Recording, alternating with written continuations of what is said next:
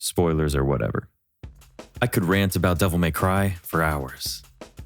Sweet, sweet Devil May Cry. But when it comes to The Last of Us, I can barely sustain for 2 minutes. The reason being that I liked the first Last of Us that came out in 2013. And then I moved on with my life. Series co-creator Neil Druckmann, on the other hand, has spent the last, 10 years re-releasing and retconning that same game over 3 more releases. The HBO show is bringing a lot of new people into the chat, so I wanted to set the record straight in as short a time as humanly possible. It all has to do with the man they call Bruce. Bruce Straley directed The Last of Us. Bruce Straley co-wrote The Last of Us with Neil.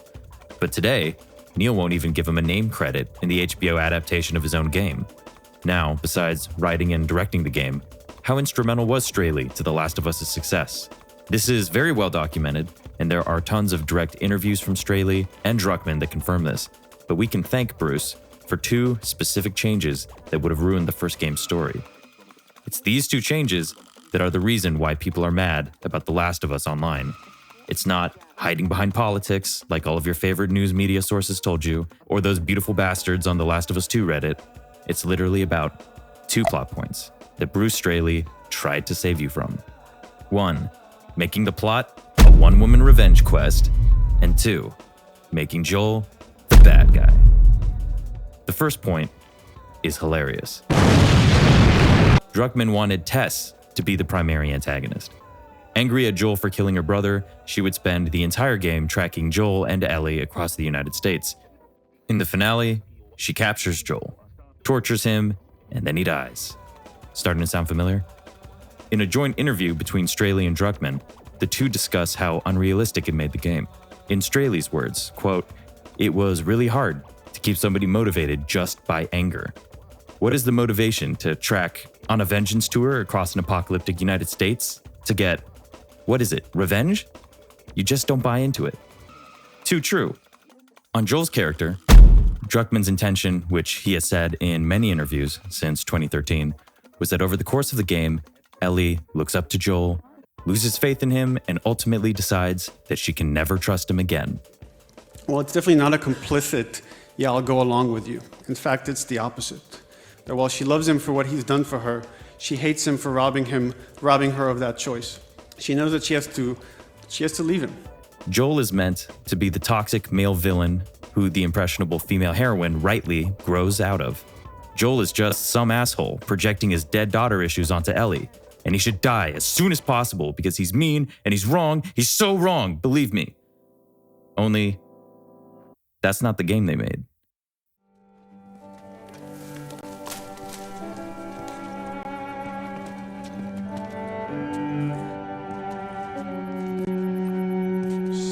Don't scare it.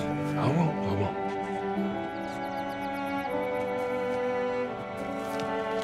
What are you doing? It's all right. Come here. Hey, hurry up. Come on.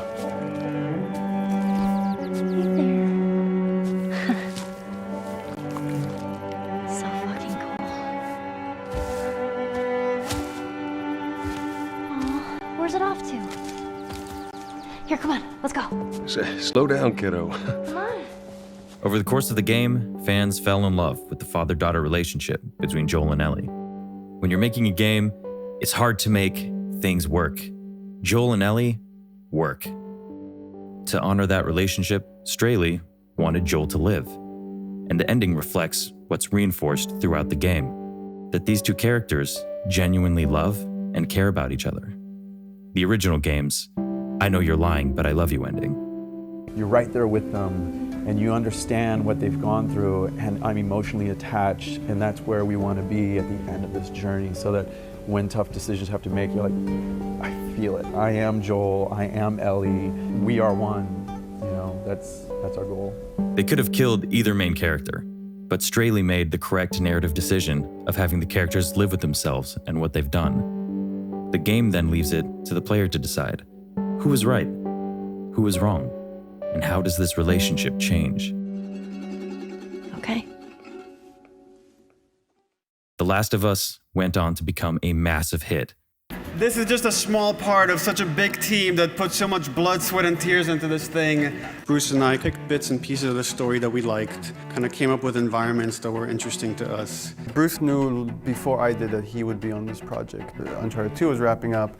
I was told I would be on this as well. To my directing partner, Bruce Straley, who worked with me for 3.5 years to bring this thing to life. We're feeding each other books and watching movies together and saying, like, have you seen this? What have you, you know? And one of those things was the Planet Earth BBC documentaries. When you got to the cordyceps ant, the zombie ant sort of sequence. To my directing partner, Bruce Straley, who worked with me every step of the way. Spores in the air, gets into this. I still get insect excited line. just thinking about this, by the way. As you start describing it, you see the BBC video and you're like, it's awesome, keep going. And it's like, it goes.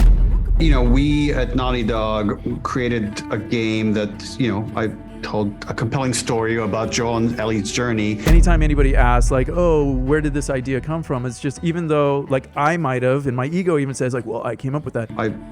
It doesn't really matter because it happens in brainstorms and inside of a world of Naughty Dog that, like, passing conversations in the kitchen might lead to a thought, which leads to a brainstorm, which ends up being, you know. I wrote the first game. I was a sole writer on it. Neil said he wanted more strong female representation in games. He showed us how, by dissing on Cortana. I don't like what I see. I like what I see. And pushing a woman out of her own already successful franchise. There was some sort of internal machinations going on behind the scenes, and I don't know whether this is public knowledge or not, but that was not her choice. Who pulled you together? Was it Neil that ended up binding you guys together, or how did it all come back together? It was the decision made by all of us actors. This was Amy's project from the get-go. We'll finish it up and we'll walk away and we'll keep the series intact, as it were. Hi guys, I'm Tom Holland. And I'm Neil Druckmann. And we're here today to talk about our new movie Uncharted. For The Last of Us sequel, Bruce left Naughty Dog. And with no one left to tell Druck what to do, what do you think he did? At the beginning of the sequel, Joel is the bad guy. A woman on a revenge quest captures, tortures, and kills him, sparking another one-woman revenge quest, another one-woman revenge quest, which in turn unlocks another one-woman revenge quest. And who is wrong? Ellie, obviously, because Joel's masculinity infected her too early. Now everyone she kills in her meaningless one-note murder rampage is part of Joel's toxic legacy. The big, white, male reason that Ellie can't settle down in the country to raise a kid with her hot Jewish wife. For fans of the first game, it's a hard sell. Wait, you gotta stealth kill Ellie? Yep. What? I know. But no, but that's Ashley Johnson. That's the star of the thing. Yep. These choices aren't supported narratively by the first game, but by, in Neil's own words, his own interpretation of the ending. She knows he's lying, but she's willing to kind of put that behind her and accept it for a chance for them to find peace together. Well, at least that's how most people interpret the ending. So I want to talk about my interpretation of that ending.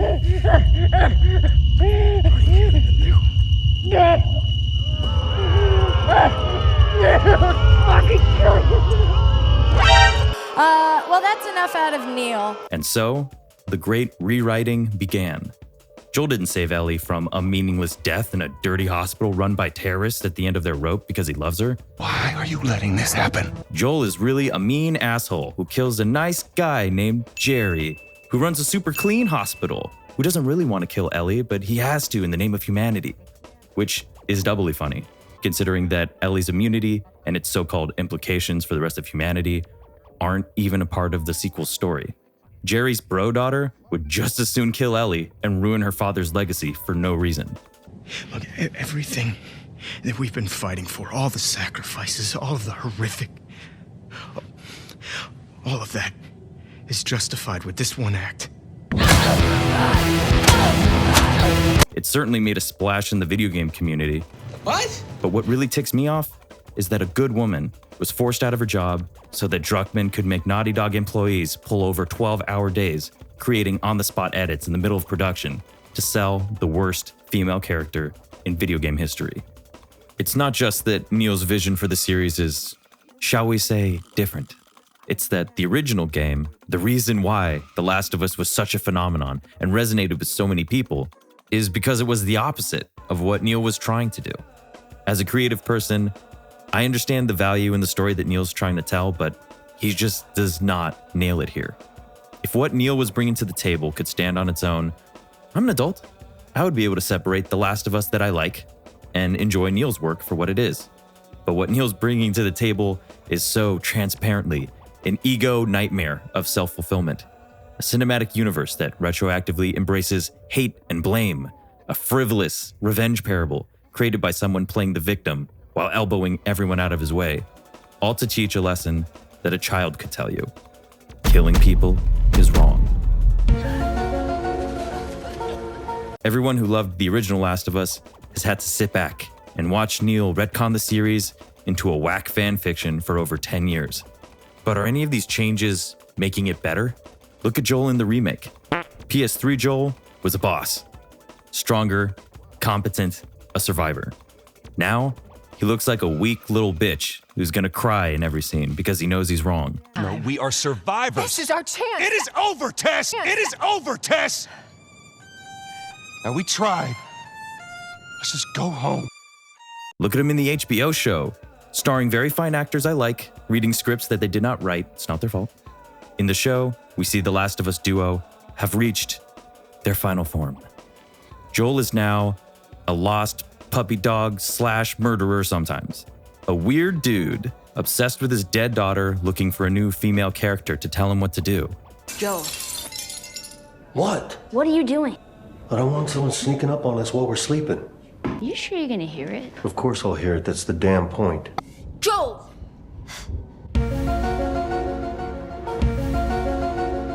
Robbed of his agency by a humorless, gun-sniffing psycho child until the time inevitably comes for him to die a horrible death, to color the life perspective of a roided-out maniac and her goons on a one-woman revenge story which will lead to countless others. The Last of Us isn't about learning to open up again after being hurt. It isn't about the lengths that you'd go to protect someone you love. And it's definitely not about a beautiful father-daughter relationship between two strangers forced together by harsh circumstance. It's a soon-to-be 3-part saga about one already super strong girl fighting a really strong girl who learned that in the fungi apocalypse, the only good man is a dead one.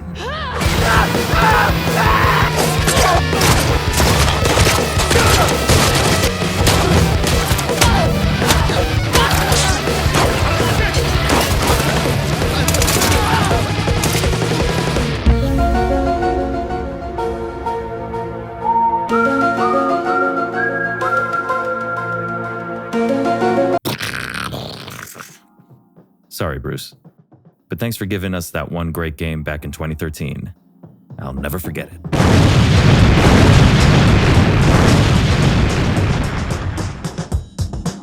Do I want to play the game that I'm making? If I do, then I have the passion to show up every day and keep pushing the boundaries and keep pushing myself and hopefully inspiring the people around us, to go like, yeah, this is good. I get it, and we want to play this game.